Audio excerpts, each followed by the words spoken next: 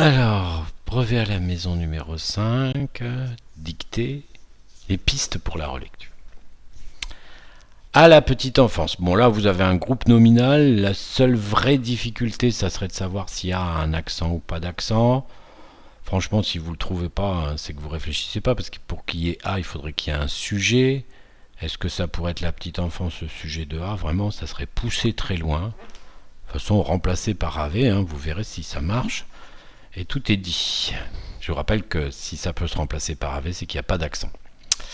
Si ça ne peut pas, il y a un accent.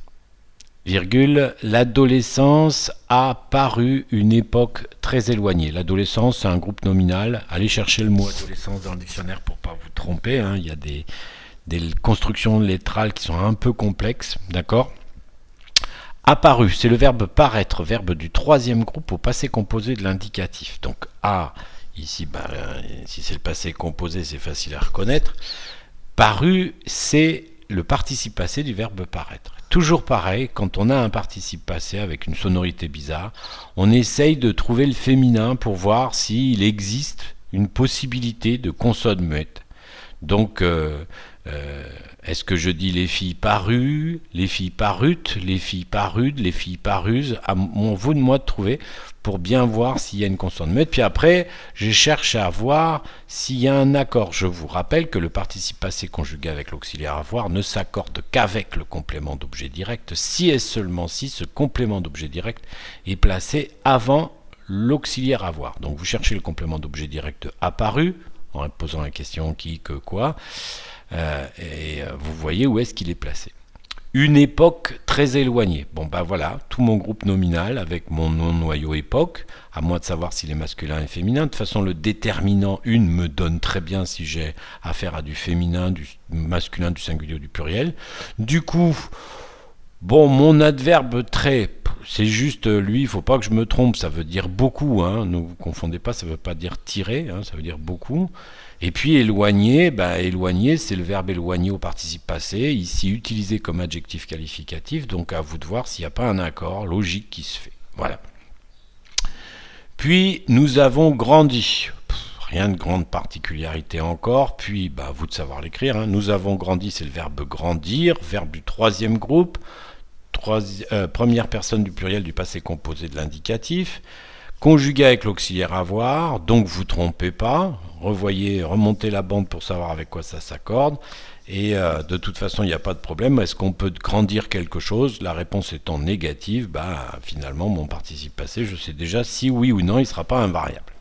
Sans nous en rendre compte, sans ça veut dire en perdant la possibilité de, ici, nous, il ne change pas, c'est se rendre compte, sans rendre compte, d'accord? Rendre, rien de là. Compte, ici, il y a soit l'orthographe du conte de fées, soit l'orthographe du conte savoir compter. À vous de voir lequel va le mieux.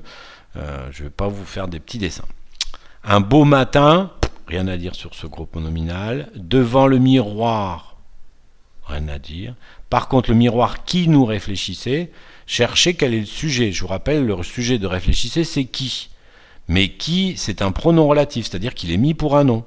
Donc obligatoirement, il faut chercher pour quel nom il est mis, pour trouver la personne et le nombre. C'est pas nous, parce que sinon ça ferait qu'ils nous réfléchissions. D'accord? Donc pensez pas obligatoirement le pluriel. Cherchez bien le sujet réel, le sujet, le groupe nominal réel que signifie qui. D'accord? Il a bien fallu l'accepter. Il a fallu, verbe falloir, passé composé de l'indicatif, même chose que tout à l'heure, chercher s'il y a une consonne muette ou pas. L'accepter, faut le remplacer par un verbe du troisième groupe ayant un sens à peu près équivalent. Il a bien fallu l'admettre. Ou il a bien fallu l'admis, ou il a bien fallu l'admettez. Si c'est l'admettre, c'est que accepter, c'est créer l'infinitif. Si c'est l'admis, c'est que accepter, c'est au participe passé. Si c'est l'admettez, c'est accepter à l'imparfait de l'indicatif. C'est aussi bête que ça. Nous étions adolescents. Attention, ici, étions, c'est le verbe être à l'imparfait de l'indicatif. Le sujet, c'est nous, pas de difficulté, mais du coup, adolescent, ça amène de l'information à nous, par l'intermédiaire de l'auxiliaire être. Donc c'est ce qu'on parle d'une attribution. Et à partir du moment où il y a une attribution, est-ce qu'il y a accord ou il n'y a pas accord? Pourtant, il nous semblait. Alors le verbe il semble, il est facile, il est utilisé souvent de manière impersonnelle. Il semble que, ici, il n'y a pas de difficulté, c'est la manière impersonnelle. Donc, troisième personne du singulier. Donc, semblait, vous trouvez tout seul la terminaison. Rien n'avait changé. Rien, c'est ce qui change.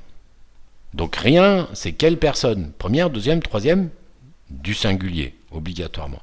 À partir de là, avait changé, c'est le plus que parfait de l'indicatif du verbe changer, verbe du premier groupe. Donc ici, si je ne suis pas sûr de changer, on va mettre disparaître, à peu près équivalent. Est-ce que je vais dire rien n'avait disparaître, rien n'avait disparu ou rien n'avait disparaissé?